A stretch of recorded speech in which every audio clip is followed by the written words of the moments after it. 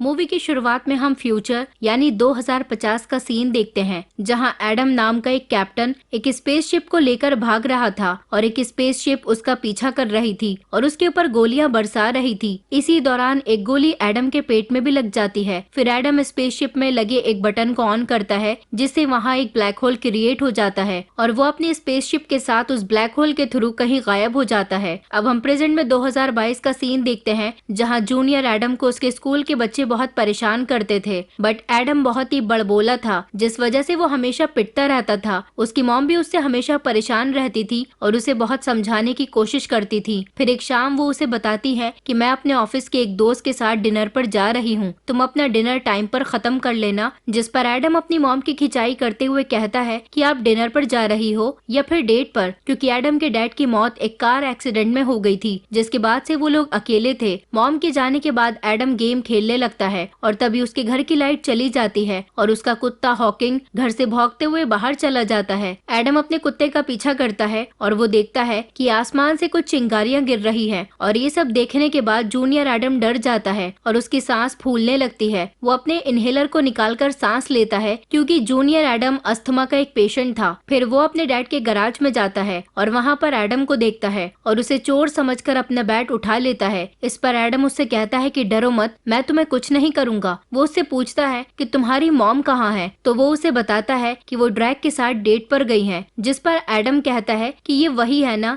जिसकी बकरे की जैसी बियर्ड है। फिर एडम अपने घर जाता है अपने घाव को ठीक करने के लिए और खाने के लिए कुछ सामान लेने। जूनियर एडम बड़े एडम के हाव भाव देखकर शॉक्ड हो जाता है, क्योंकि उसका तौर तरीका बिल्कुल उसी की तरह था। फिर एडम अपने घाव को साफ करने लगता है तो उसके अंदर से आवाजें आने लगती हैं, जिस पर वो जूनियर एडम से कहता है कि अपनी नाक बंद कर लो, क्योंकि खांसी के साथ गैस भी निकल रही है। जूनियर एडम उससे उसके और उसके सामान के बारे में पूछता है, लेकिन एडम उसे कुछ भी नहीं बताता। फिर बाय मिस्टेक जब एडम के मुंह से एडम का नाम निकल जाता है तो वो शॉक्ड हो जाता है और वो उससे कहता है कि तुम्हें मेरा नाम कैसे पता लगा। फिर वो उसे पूरी हिस्ट्री बता देता है, जिसे सुनने के बाद जूनियर एडम बेहोश होने लगता है। फिर एडम उसे उसका इनहेलर निकाल कर देता है, जिसके बाद जूनियर एडम को ये समझ में आ जाता है कि वो दोनों एक ही हैं और वो एडम फ्यूचर से आया है। फिर एडम जूनियर एडम को अपने साथ स्पेसशिप में लेकर जाता है ताकि वो स्पेसशिप को ठीक करे, क्योंकि वो क्रैश हो गया था। फिर वो टाइम शिप के ऑटोमेटिक रिपेयर सेटिंग वाले मोड को ऑन करके छोड़ देता है और जूनियर एडम से कहता है कि अब तुम अपने घर जाओ ताकि मॉम तुम्हारे ऊपर शक न करे। फिर जब मॉम घर आती है तो उसका वो दोस्त भी घर आता है, जिसे देखकर जूनियर एडम उससे कहता है कि तुम्हें अपने बकरे जैसी दाढ़ी पर बहुत नाज होगा ना। जूनियर एडम के बिहेवियर से उसकी मॉम बहुत हर्ट होती है। फिर अगले दिन मॉम के ऑफिस जाने के बाद जूनियर एडम एडम से मिलने जाता है और फिर वो उसकी बॉडी को देखकर कहता है कि मेरी फ्यूचर में दिखने वाली बॉडी इतनी अच्छी है क्या, हम फ्यूचर में लड़कियां भी पटाएंगे, मेरी कितनी जीएफ होंगी फ्यूचर में। जिस पर एडम उससे कहता है कि तुम्हारा दिमाग खराब हो रहा है क्या, यहाँ यूनिवर्स में इतना सब हो रहा है और तुम्हें लड़कियां पटाने की पड़ी है क्या, लड़कियां पटाना मेरा 2050 से यहाँ आने से ज्यादा इम्पोर्टेंट है। फिर एडम जूनियर एडम के साथ मेडिसिन लेने मार्केट जाता है और जूनियर एडम को बाहर ही रुकने को कहता है, लेकिन तभी वहाँ जूनियर एडम के स्कूल के बच्चे आ जाते हैं और तभी वहाँ एडम आकर जूनियर एडम को मारने के लिए मोटिवेट करता है। जिसके बाद जूनियर एडम फुल कॉन्फिडेंस में जाकर उन्हें मारने के लिए बोलता है, बट वो फिर भी मार खाकर भाग जाता है। जिसके बाद एडम उन बच्चों को धमकी देता है और वो बच्चे डर के मारे पैंट में ही सुसु कर देते हैं। और फिर जब वो दोनों घर आते हैं तो जूनियर एडम उसके सामान को चेक कर रहा होता है, जहाँ उसे एक फोटो मिलती है। जब वो एडम से उस फोटो के बारे में पूछता है तो वो उसे बताता है कि ये मेरी वाइफ है। जिस पर जूनियर एडम उससे कहता है कि ये मेरी क्या होता है, ये हमारी वाइफ हुई ना। जिसके बाद एडम वहाँ से गुस्से में एक बार में चला जाता है, जहाँ वो अपनी मॉम को देखता है। एडम की मॉम वेटर से अपने बेटे के बारे में बात करते हुए बहुत बुरा फील कर रही थी, क्योंकि वो अपने बेटे से बहुत प्यार किया करती थी, लेकिन जूनियर एडम का बर्ताव बिल्कुल भी ठीक नहीं था। एडम अपनी मॉम को देखकर कहता है कि ऐसा बिल्कुल भी नहीं है, वो आपसे बहुत प्यार करता है। जिस पर उसकी मॉम उससे कहती है कि शायद तुम अपनी मॉम से बहुत प्यार करते होगे। जिस पर एडम कहता है कि हाँ बहुत। फिर एडम वहाँ से चला जाता है और अब एंट्री होती है इस मूवी के विलन की। दरअसल मूवी के स्टार्टिंग में जो लोग एडम का पीछा कर रहे थे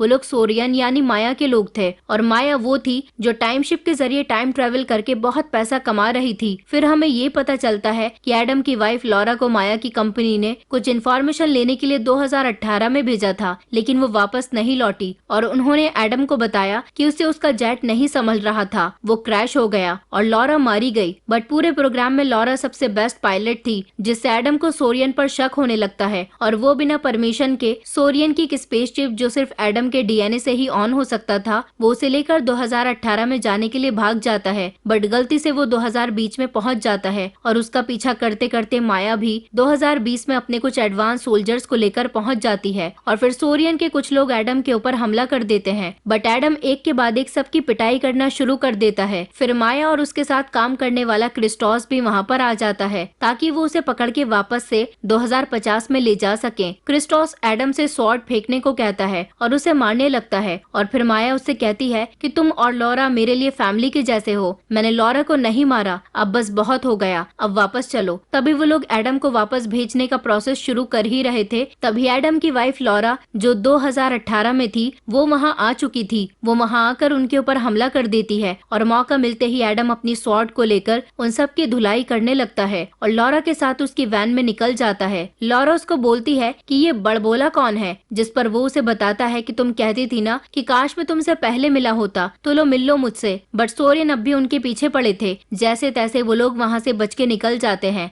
एडम लॉरा से पूछता है कि आखिर तुमने हमें ढूंढा कैसे, तो वो उसे बताती है कि मैं डेटा एनालाइज कर रही थी तो मुझे पता लगा कि किसी ने 2018 में आकर पास्ट के साथ छेड़छाड़ की है। दरअसल 2018 में ही एडम के डैड ने टाइम मशीन को बनाया था, इसलिए माया 2018 स्टॉक्स के टिप्स लेकर उसमें इन्वेस्ट करने और उन पॉलिटिशियन को खत्म करने आई थी जो उसे फ्यूचर में टाइम ट्रैवल करने से रोक रहे थे। और जब ये बात लॉरा को पता लगी कि कोई 2018 में गया है तो वो भी 2018 में आ गई थी। इसके बाद जब सोरियन को लॉरा के आने का जब पता लगा तो उसके जेट को उड़ा दिया गया। बट लॉरा अपनी जान बचाकर वहाँ से निकल गई और 2018 में ही फंस गई और फिर उन दोनों में रोमांस शुरू हो जाता है। फिर जूनियर एडम उनसे कहता है कि मुझे लगता है मुझे वॉक पर निकल जाना चाहिए और फिर वो उन दोनों को छोड़कर वहाँ से चला जाता है और फिर वो लोग आपस में बात करते हैं और फिर लॉरा उसे बताती है कि तुम्हें 2018 में फिर से जाना होगा और टाइम मशीन को बनने से रोकना होगा ताकि फ्यूचर में सब कुछ नॉर्मल हो सके। एडम उसे अपने साथ चलने को कहता है लेकिन लॉरा उससे कहती है कि मैं तुम्हारे साथ नहीं चल सकती क्योंकि तुम्हारा जेट सिर्फ तुम्हारे डीएनए को ही एक्सेप्ट कर सकता है। तुम्हारी और जूनियर एडम की डीएनए तो एक ही है मगर मेरी नहीं है, इसलिए मैं यहीं पर रहकर उन सबको रोकूंगी। मैंने इस दिन के लिए बहुत सालों से डिफेंस तैयार कर रखी है। और तभी सोरियन के लोग वहाँ पर आ जाते हैं और उन लोगों पर हमला करने लगते हैं। लॉरा एडम को समझा बुझाकर वहाँ से भेज देती है और सोरियन के लोग वहाँ आकर लॉरा के ऊपर फायरिंग करना शुरू कर देते हैं बट लॉरा उन्हें अपनी गन से शूट करके मार देती है। फिर तभी माया खुद आकर लॉरा से पूछती है कि बताओ तुम्हारा पति कहाँ है, जिस पर वो उससे कहती है कि वो थोड़ा बिजी है और फिर माया लॉरा को शूट करके फिर से मार देती है। दूसरी तरफ हम देखते हैं कि एडम अपनी जेट के साथ तेजी से आगे बढ़ रहा था और फिर माया स्पीड से उसका पीछा कर रही थी। जेट की स्पीड से जूनियर एडम की हालत खराब हो रही थी। फिर किसी तरह एडम माया को चकमा देकर और टाइम रूट क्रिएट करके वहाँ से निकल जाता है और फिर वो दोनों यानी एडम और जूनियर एडम दोनों 2018 में पहुंच जाते हैं जहाँ उसके डैड अपनी यूनिवर्सिटी के स्टूडेंट्स को टाइम ट्रेवल के ऊपर लेक्चर दे रहे थे और उनकी क्लास को एडम भी अटेंड कर रहा था। और जब सारे बच्चे चले जाते हैं तो उसके डैड देखते हैं कि उनका एक स्टूडेंट अभी भी वहीं है और वो उसे एक ही झटके में पहचान लेते हैं और बोलते हैं कि एडम। और तभी जूनियर एडम भी वहाँ आकर उन्हें गले लगा लेता है और वो तुरंत ही समझ जाते हैं कि वो लोग टाइम ट्रेवल करके वहाँ आए हैं। इसके बाद एडम के डैड बोलते हैं कि देखो मैं तुम लोगों को यहाँ देखकर बहुत खुश हूँ बट तुम लोगों को यहाँ नहीं आना चाहिए था। और वो लगातार उन्हें स्पीच देने लगते हैं कि तुम वापस चले जाओ, प्रोग्राम के हेड ने तुम्हें यहाँ कैसे आने दिया, तुम यूनिवर्स की इक्वेशन के साथ छेड़छाड़ नहीं कर सकते।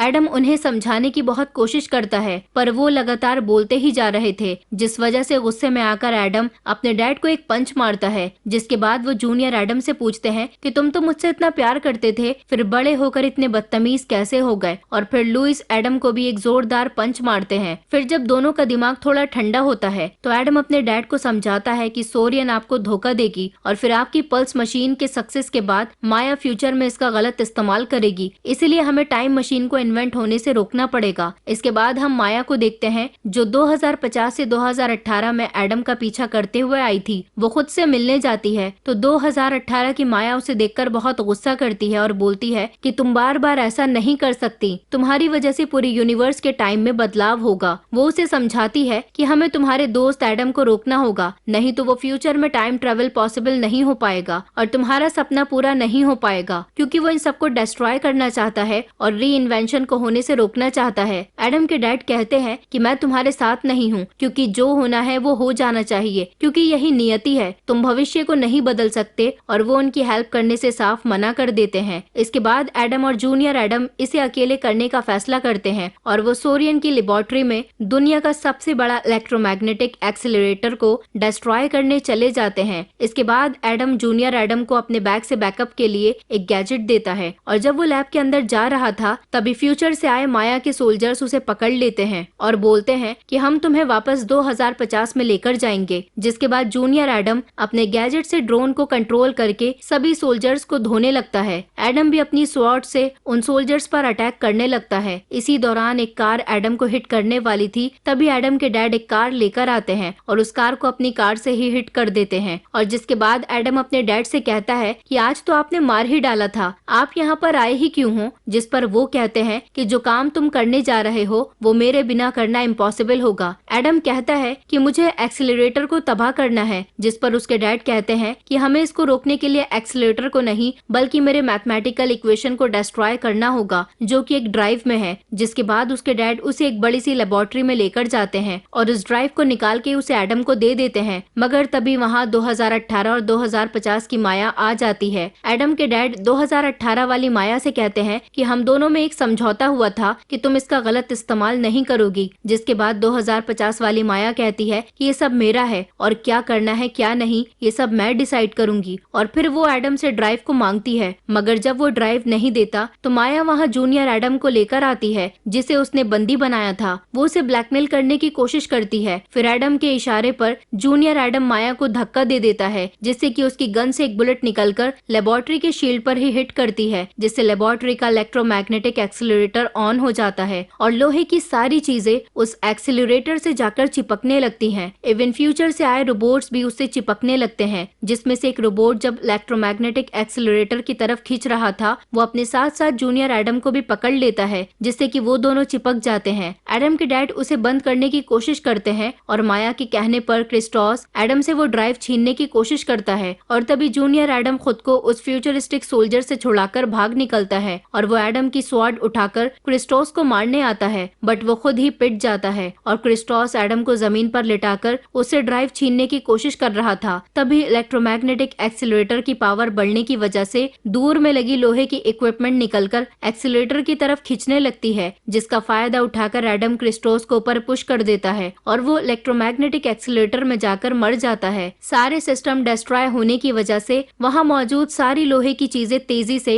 इलेक्ट्रोमैग्नेटिक एक्सीलरेटर की तरफ खींच रही थी और एडम के डैड लुइस भी उसे रोक नहीं पा रहे थे। जिसके बाद 2018 की माया आकर उन लोगों पर गन पॉइंट कर देती है और कहती है कि मुझे वो ड्राइव दे दो वरना मैं तुम्हें मार दूंगी। जिसके बाद एडम के डैड उनके आगे आ जाते हैं और कहते हैं कि तुम्हें उनसे पहले मुझे मारना होगा। जिसके बाद एडम कहता है कि डैड ज्यादा हीरो बनने की कोशिश मत किया करें क्योंकि वो बंदूक आपका चूरा बनाने के बाद हमें चूरा बनाएगी। माया कहती है कि सॉरी लुइस, मुझे मजबूर मत करो। लुइस कहता है कि माया तुम ऐसी नहीं हो, तुम ऐसा नहीं कर सकती। जिस पर माया कहती है कि मैं कोई मजाक नहीं कर रही हूँ, मैं इसके लिए कुछ भी कर सकती हूँ, अपने बेटे से पूछ लो। इसके लिए एडम की वाइफ को मैंने 2 बार मारा है। ये सब सुनकर 2018 की माया को बहुत बुरा लग रहा था। जिसके बाद जैसे ही माया गोली चलाती है इलेक्ट्रोमैग्नेटिक एक्सीलरेटर ऑन होने की वजह से बुलेट मुड़कर 2018 वाली माया को जा लगती है, जिससे दोनों ही माया मर जाती हैं और अब वो एक्सीलरेटर उस एरिया को पूरी तरह डिस्ट्रॉय कर रहा था। मगर वक्त रहते वो तीनों वहाँ से बच निकलने में कामयाब हो जाते हैं। फिर वो तीनों अपने घर जाते हैं और लुइस अपने बेटे से माफी मांगता है और वो उससे कहता है कि मुझे पता है कि मैं फ्यूचर में तुम्हारे साथ नहीं रह पाऊंगा और ना ही तुम्हारा ख्याल रख पाऊंगा, बट मैं तुम लोगों से बहुत प्यार करता हूँ। जूनियर एडम कहता है कि क्या हम कुछ कर नहीं सकते।